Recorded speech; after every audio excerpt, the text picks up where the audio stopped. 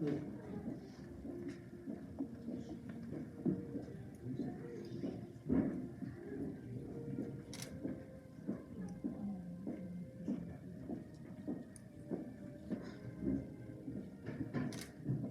then while we're all standing, if we could do Pledge of Allegiance, it's on your left.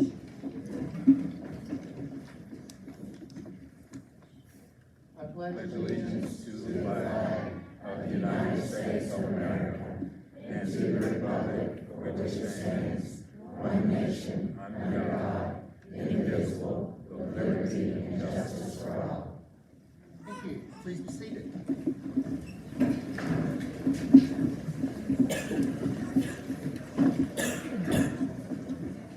We have a crowd.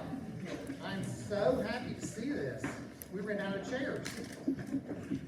So my name is Dwayne Napier. I'm the program director for the nursing program, and I want to welcome all the friends and the families, spouses, children, nieces, nephews, everybody to this event.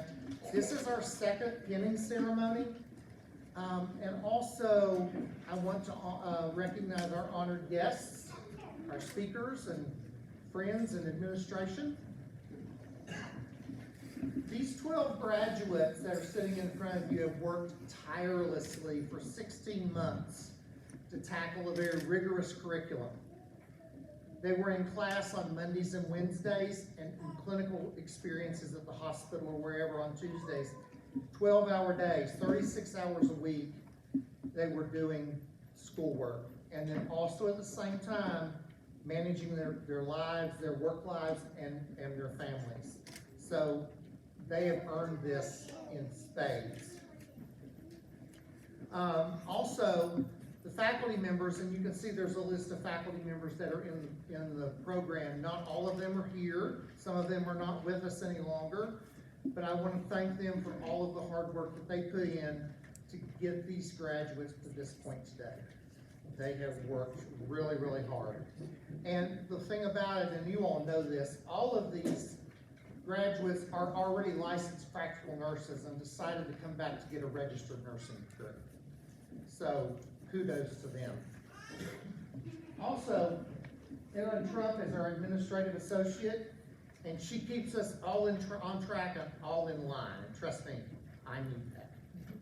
So, and without the support of the college's board of governors, the foundation, the administration, and our community and clinical partners, this program would never have been made possible. You notice that each of these graduates carried a lamp. Florence Nightingale carried a lamp as she walked the halls of the battlefield hospital during the Crimean War. Excuse me, I've got to drink water. I apologize.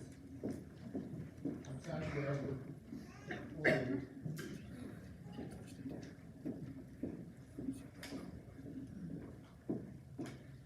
And anyway, while Florence was going into the field hospitals, the soldiers began calling her the Lady of the Lamp because that was what she had, the light that she had to get through all the hospitals. And so that also nicknamed her a woman full of caring and compassion. So as a tribute to Florence Nightingale's dedication to nursing, the lamp icon has become a symbol for the nursing profession. And the lamp always shines brightly as a symbol for the care and devotion nurses administer to the sick. And to give a little history lesson, most people don't know this, a millennia ago, it was the norm for men, usually monks or military men, to provide the care for the poor, the sick, and the injured. In fact, the first recorded nursing school in the world was for men only. And it was started as far back as 250 BC in India. So let's start with our speakers. Please allow me to introduce our first speaker, Mr. John Barnes. He's the chairman of the Board of Governors, and he will offer congratulations.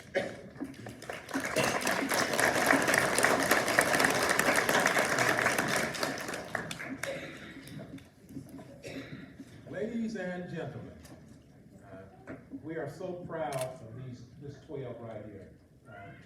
On behalf of the Board of Governors, I'd like to thank not only our graduates, for the hard work that they put in to get to this point. The Board of Governors are really proud of the fact that this is our second class. This is a young program, but this program was developed for this purpose right here, for these graduates right here, to improve their credentials and their careers, and to serve our community throughout our service area. This isn't just a Greenbrier County thing. We're represented throughout the state in this program. We're happy to welcome all of you, the support system that allowed these young people to get to this point, because they couldn't do it. 36 hours plus probably 72 hours of working also. I'm just putting some numbers there. But they're working and going to school. They can't do it by themselves. They have to have somebody else, and that's the family, friends, their support system that allowed them to get here. So on behalf of the Board of Governors, we'd like to thank you, the support system. Give yourself some applause.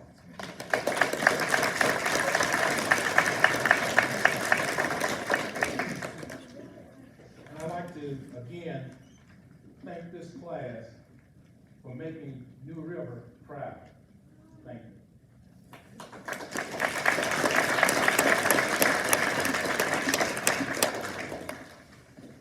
And next, I'd like to welcome Dr. Bonnie Copenhagen, the president of New River Community and Technical College, to offer words of encouragement and congratulations.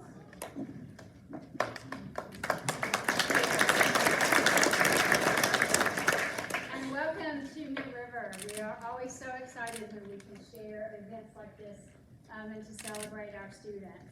And it is nice to see everybody being able to gather again after so long a time of not being able to. But I'm going to talk a minute to you all, since you're the reason that we are here. You know, one of the very favorite things that I love beginnings. I love the first day of school.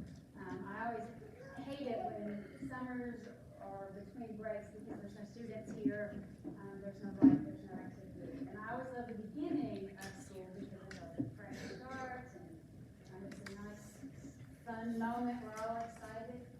But I also like endings. I love graduation.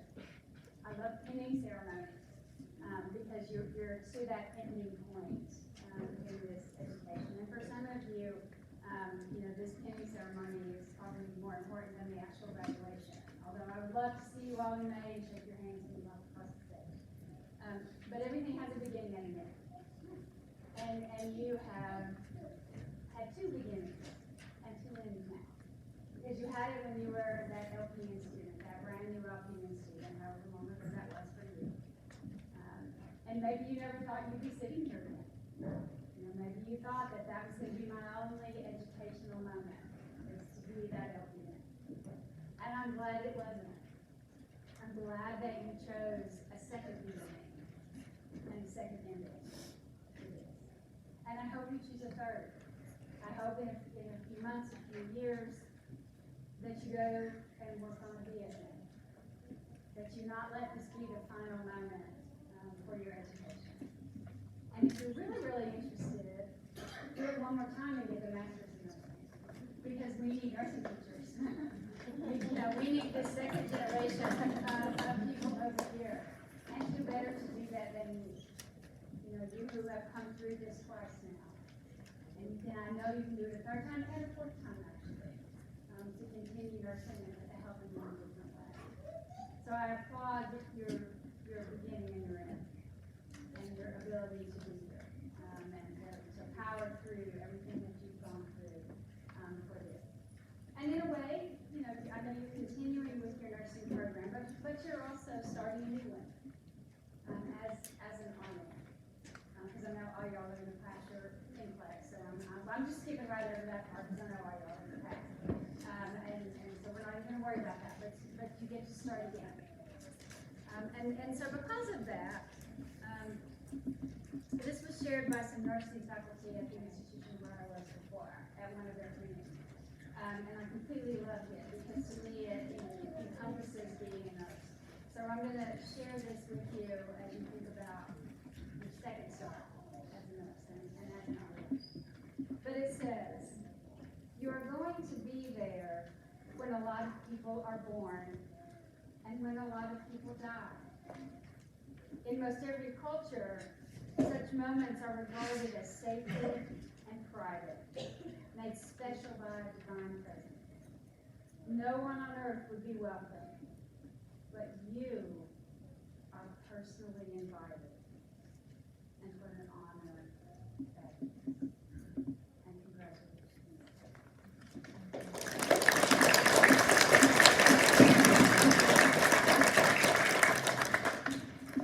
Next, the students chose Susan Kerr as their keynote speaker for this evening, so I'm welcoming Susan to the podium.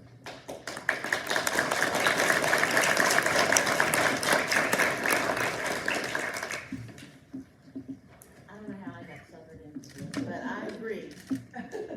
I've been with these students for 2 semesters, and I've really watched them grown over these 2 semesters, and really people that I wouldn't mind taking care of me or my family if I was in the hospital, God forbid. But I have some things I wanted to talk to them about, and to you all too, and share with you all. When I first started thinking about what am I going to say today, first thing that came to my mind was a song by Bob Dylan. And the song is For the Times They Are Changing. Now, he wrote this song in 1963, almost 60 years ago. And that time in our country was very tumultuous, a lot of chaos, radicalization, and I'm sure my parents and grandparents thought the same thing about what we're thinking sometimes, what's going on in our country today. But he set the tone, I think, for things are always changing. The times, they are changing. So I just wanted, when you all have time to listen to that song, it would be really great. I'm not going to read the whole song, but I do want to read the last verse of it before I get into what I wanted to talk about. The line, it is drawn, the curse, it is past. The slow one now will later be fast. As the present now will later be past, the order is rapidly fading. And the first one now will later be last, for the times they are changing. And what I talked to Dwayne about, what am I going to talk about? And he said, we'll talk about the radicalization of nurses, and which is exactly what I want to do. Unfortunately, the term radicalization has so many negative connotations. Okay, we think about all the bad stuff, but that is not what I'm here to talk about today. What I think I'm going to talk about might surprise you all, and will really probably, hopefully, surprise the audience. I'm going to be talking about 2 different components of radicalization of nursing. The first is becoming a catalyst and leaders of healthcare reform in this country. And the second is about capturing, remembering the basic core of our nursing practice, which is the healing touch. Those things, I think, have been out of our reach for a long time. In our status post-COVID environment, nurses can and should be the force that drives the reshaping of healthcare in our country and the delivery of healthcare. There are over 4 million of us, and we talked about that this semester, what a big force we are in this country. And we are in every component of our society and communities. We are in acute care hospitals, we are in long-term care facilities, health departments, homeless shelters, women's resource centers, schools. We are everywhere. And we are visible.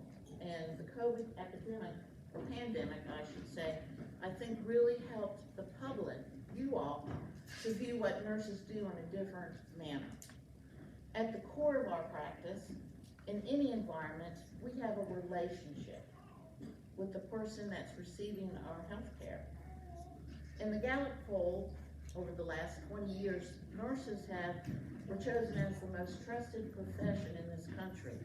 We lead the nation in honesty and ethics. except in the year 2001, where firefighters led the head of the profession because of 911. So how did we become the most trusted profession? It was through relationship. We were able to sit down at the bedside with the patient, taking time to be present with that patient. We advocated for the patient, not just following physician's orders. We encourage patients to ask questions and to be participant in their healthcare decisions, in their treatment, and also in their choices. However, as our healthcare system evolved, insurance companies, pharmaceutical companies really gained control of how our healthcare is dispersed in this country, and the patient has suffered for that. We, the nurses, spend more time documenting on the computer for reimbursement purposes than we do with our patients. We cannot establish that relationship with our patient. We push a computer up and down the hallway, throwing some pills at each patient, hoping they don't ask what that pill was, because we already tore them open before we brought them in there, and the patient has 25 pills. We're also hoping that they can swallow more than one at a time, because gosh, I got 5 more patients, I got to get down the hallway with that many medications to give, and where am I gonna find the time? Because if I don't give it within an hour leadway, one way or the other, I'm gonna get a write-up from pharmacy. And then somebody else is gonna be telling me what I need to be doing. I have even seen facilities when I've taken students to clinicals where they've taken away the chairs at the nurses' station. So all the documentation had to be done standing up on a portable computer. And this was so that the patient and family's perception of the nurse would not be that the nurse was just sitting around at the nurses' station. And this would, hopefully, their thoughts were that this would improve patient satisfaction scores. And in our country, that's what reimbursement is driven by, patient satisfaction scores. This was, I feel quite sure that the bedside nurse had no choice in that decision to do this, okay, for reimbursement. Then 2020 came, and COVID pandemic invaded America. People were dying. There was nothing the insurance or pharmaceutical companies could do to prevent this. There's no cure for COVID. You either die or you didn't, or you survived. Healthcare priorities were shifted back then to the physicians and the nurses. The pandemic served to change the public's perception of the value nurses bring to healthcare. Administrators of our healthcare system tried to fool the public that the shortage of nursing and nursing staff, that the shortage of critical care beds, that the shortage of medical beds was all because of COVID. But those of us that work in the system, we know that wasn't true. There have been shortages for nurses and critical care beds for years. However, the public was now directly experiencing these shortages on a very personal level. COVID served to help the public understand what we as nurses do. We are more than computer pushers, pill throwers, or physician workers. We may be the last person a loved one sees, hears, or feels as they die. We are the connection between the family and their loved ones. And during the height of the pandemic, this was never more true. As COVID pandemic created a change in this public perception of nurses, I think it also created change in ourselves, in our core as nurses. Suddenly, there were ways to make outrageous amounts of money and have more control, maybe a little more control, over our practice by becoming a travel nurse. We could commit to 6, 12, or more weeks on an assignment and then move on. No real investment of ourselves. COVID hardened us. We went to work 6 or 7 days, 12-hour shifts in a row, providing care to so many critically ill and dying patients. In this process, did we create a barrier between ourselves and our patients we cared for? So as not to be too much of an emotional risk, emotional involvement. We didn't develop a relationship with our patients because so many were dying. we had layers and layers of personal protection equipment that we put on for our physical protection. But this also served as a protection from our own emotions. We became numb.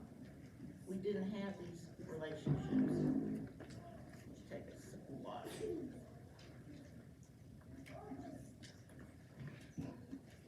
So now, 3 years later, almost, since the pandemic has arrived in our country, it's been that long. And during the semester, we've all talked with the students in their own practice, at their own jobs, what they've witnessed in clinicals, what has gone on in the precepting, what we've talked about, or they wrote about in their journal. They all talked about this coldness and uncaring among the nurses that they have witnessed while they were doing precepting, while they were doing their own jobs. My own chief nursing officer, where I still practice at, commented that he has never experienced nurses the way they are now. Just downright mean, he said. So my question is, to you all, have we lost our healing touch? Healing touch is such a fundamental value of nursing. No other profession has embedded that as a defining quality. Healing touch is a result of a relationship between the nurse and the patient, an authentic acceptance with no judgment at all. So you all tonight are participating in this pinning ceremony, which is a tradition for students graduating from a nursing school. It's a wonderful tradition and really emphasizes the uniqueness of nursing. When we close the ceremony, we'll be reciting the Florence Nightingale Pledge. And as Dwayne touched on a little bit, Florence Nightingale was a radical woman of her time. She was a reformer, an innovative woman. She advocated for healthcare reform, was instrumental in our infection control practices, such as hand washing, fresh air, clean water, clean bedclothes, clean surfaces. And she was also a statistician. She kept really detailed records of her observations. She was a pioneer in epidemiology and a social reformer. She was a nurse. Much of her work was used in our defense against COVID because, again, there was no cure for COVID. Florence approached the patient from a holistic perspective. The nurse had to care for the emotional, mental, and spiritual aspects of the patient for real healing to occur. This care, beyond the physical, was very difficult for nurses to provide during the pandemic. We were exhausted, physically and mentally, and we became emotionally unavailable. We found it was really difficult to engage in a relationship with our patients, and I think we have really suffered since. The McKinsey survey, this past January, asked 700 nurses what they found important in their practice. Nurses felt a safe environment, a healthy work-life balance, meaningful work, feeling valued, having purpose, were top on their survey, followed by compensation and workload. That's why we are nurses. And I think maybe this indicates that we are finally shifting back to our fundamental core values of nursing, a profession where relationship is the foundation of our practice. Nursing is at a critical point of leading the reshaping of our healthcare system. Again, we're over 4 million strong, and we must practice what's called intentional visibility, which means becoming involved in controlling our own practice. We need to contribute to our own healthcare policy reform. We need to join our national organizations. We need to serve on hospital committees, being involved in community issues, bringing a voice to our own practice. Advocate for change. And I know nurses do not like change. Nurse educators really do not like change. It's hard for us. But we need to be respectful of each other, support each other, let the gossip go, let the stabbing in the back go. And as a result of this pandemic, the public, I think, has a different view of what nurses are and what we do. In this opportunity for self-determination, let's do not forget forget about restoring, improving, and validating our core values in our nursing practice. We have not lost our healing touch. My challenge for you all today is to encourage the change that's needed, to mentor the change, and most importantly, to be the change, for the times they are changing. Thank you.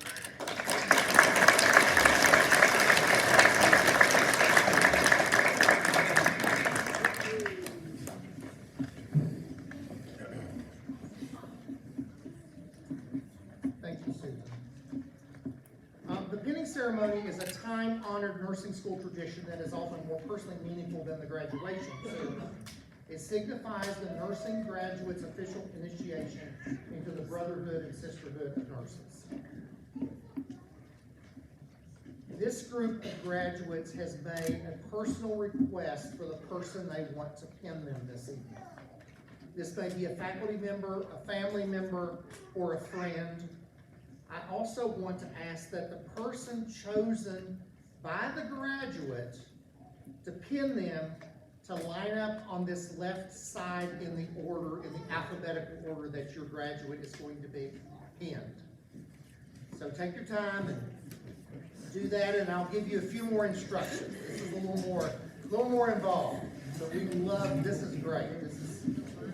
So just look at your program and see when your person's going to be pinned and stand in that order.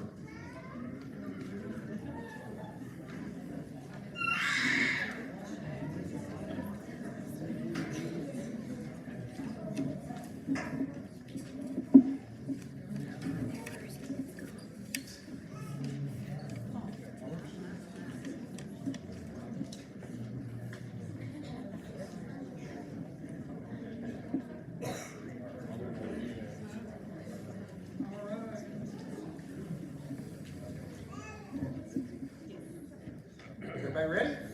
Cool. No? That's all right. Take your time. We are in no hurry.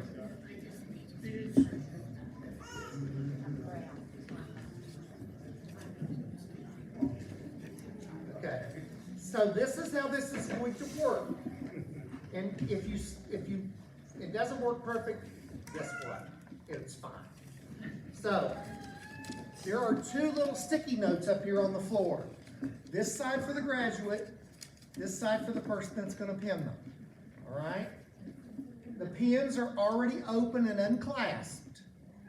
And so when you pin your loved one, we always pin them over the heart. So on their left side, your right side, their left side. And just stick the pin in. You don't have to worry about clasping unless you just want to. Turn back this way. I've already given them directions, so they'll probably move you where they want you to go. To the camera so we can get pictures of each one of them after they're pinned. Questions? Take your time. We are not in a hurry. It'll be perfect. I promise. All right. So, for those of you, all the rest of you that want to be up front taking photographs, please do that. When your graduate is called, or you know they're getting ready to be called, go ahead and move up front, either over here or on this side. Take all the pictures you want. We will take our time. No hurry. All right? Are we good?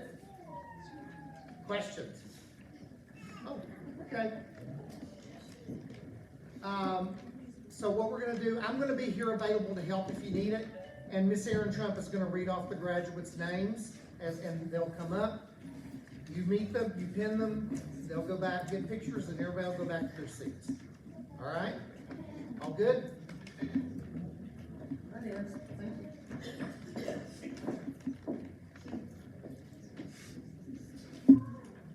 Lucie Atkins from Oak Hill. She is going to be pinned this evening by her mother, Linda Smith.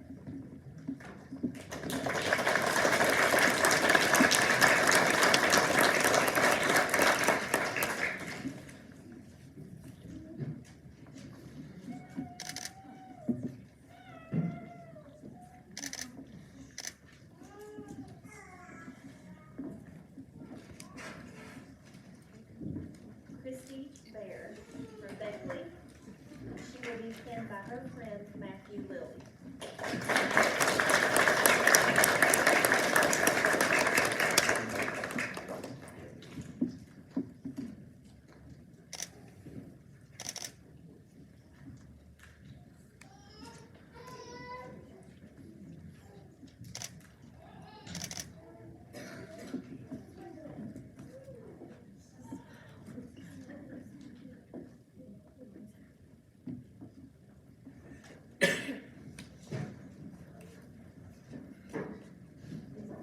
Catherine Biggs from Beckley. She will be pinned by her father, Jerry Biggs.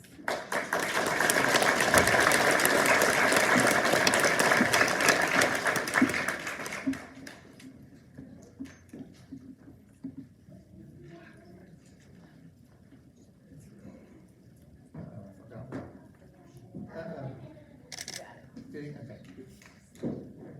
Okay.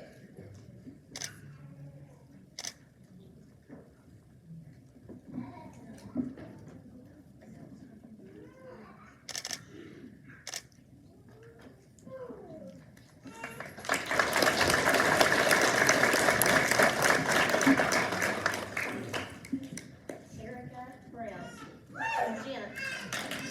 She will be pinned by her mother, Laura Brown.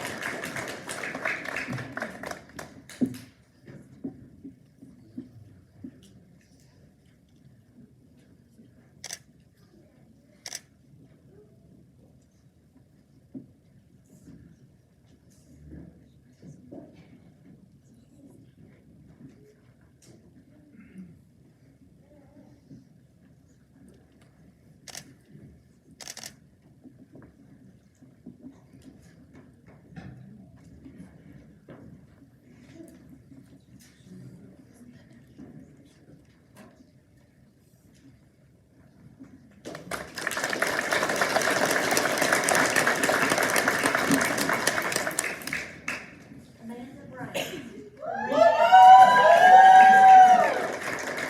She will be pinned by her father, Buzz Mansfield.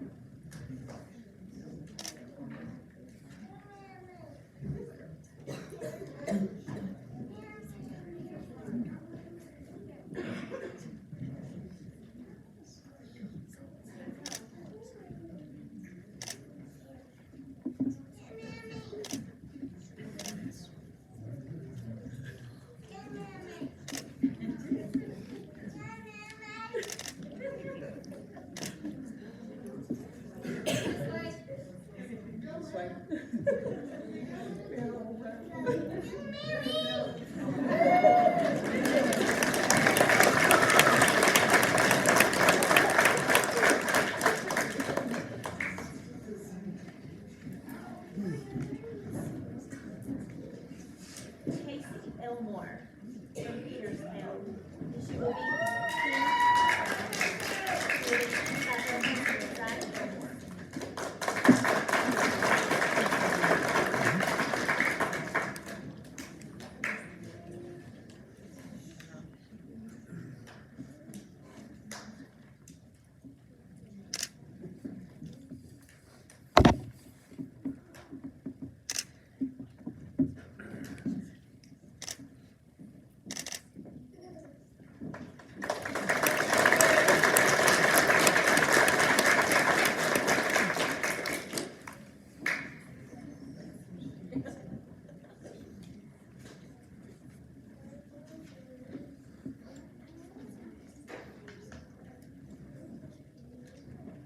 Veronica Harvey from Travel Orchard.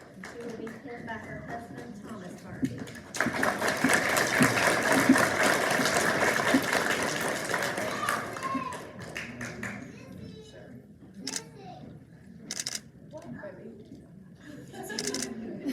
You're the best.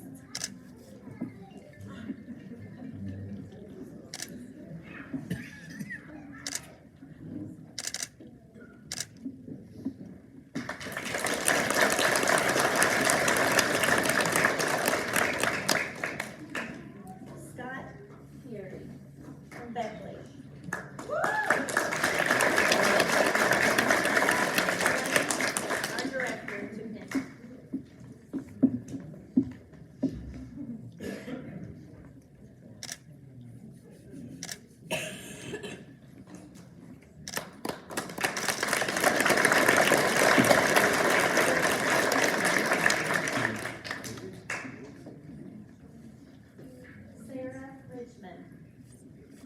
for Beckley, and she will be pinned by her husband, Michael Richmond.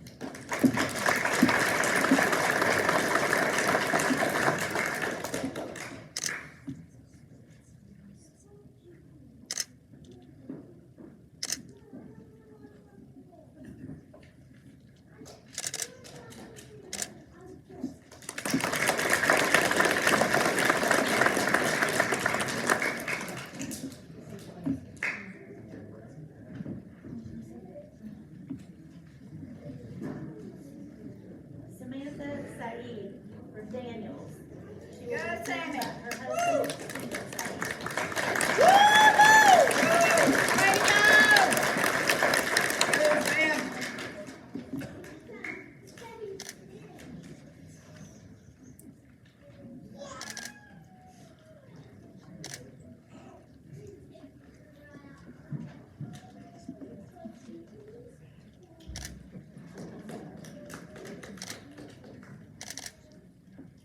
So proud of you.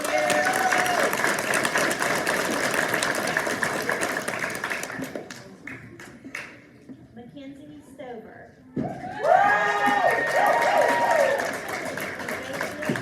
And she will be pinned by her mother, Janet Stone.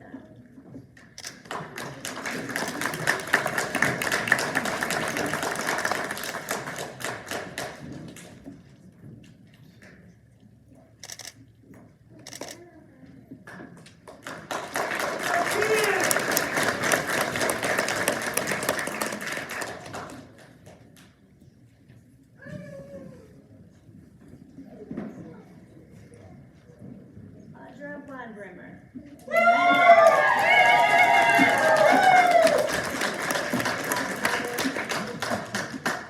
Way to go, Bernie!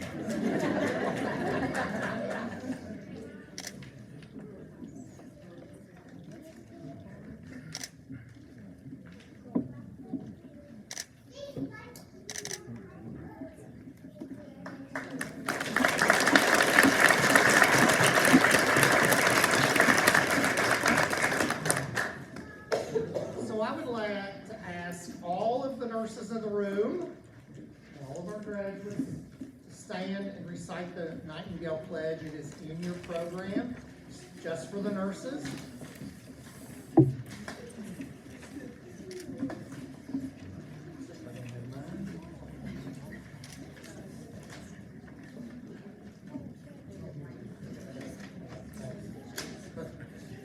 All right. So, I solemnly pledge myself before God and in the presence of this assembly to pass my life in purity and to practice my profession faithfully.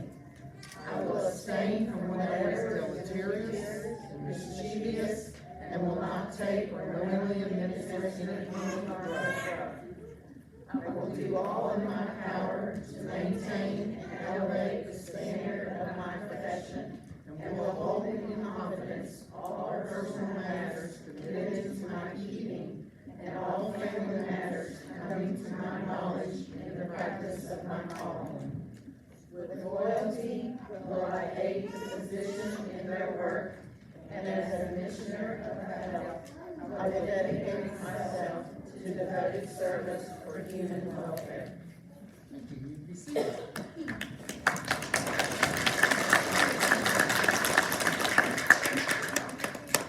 So I have some more pins to give. They're not graduates.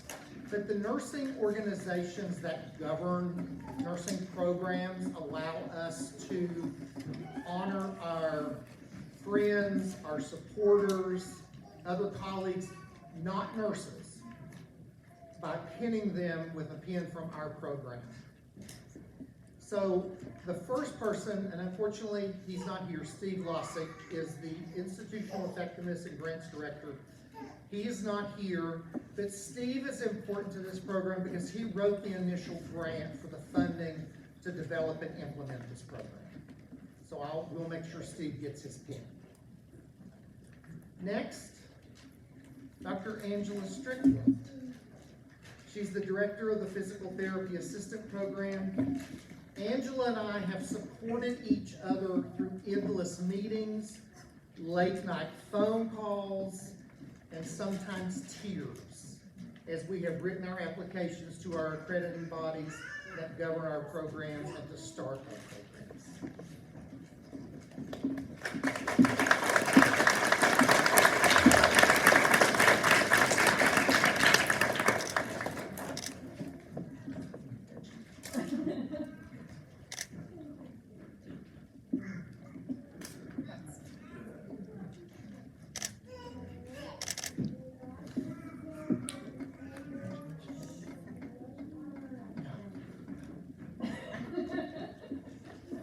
I usually give the females that we pin a nurse's cap, even though nurses don't wear them anymore, and I left home and didn't even bring them with me. So I have one more. And this one is very personal to this group of graduates and very personal to me. This member of our team has been the backbone of the program. She has kept me in line and on task, which is no easy job, and has been the face of the program as it relates to helping meet the needs of the applicants to the program and our students. Every director of a nursing program knows you cannot run a successful program without the support of your administrative associate. I want to ask Erin Truck to come forward and accept this pin as a show of our gratitude.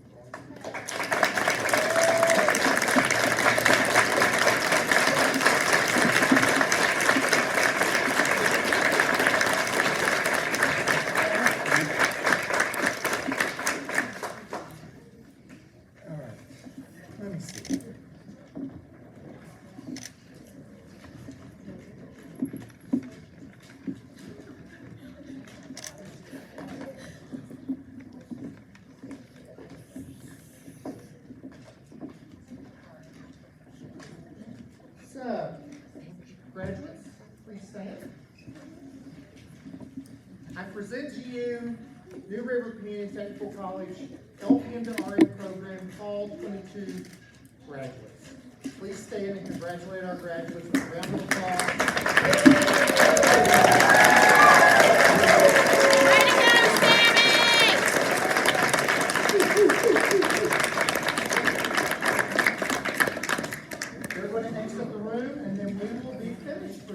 Thank you all very much.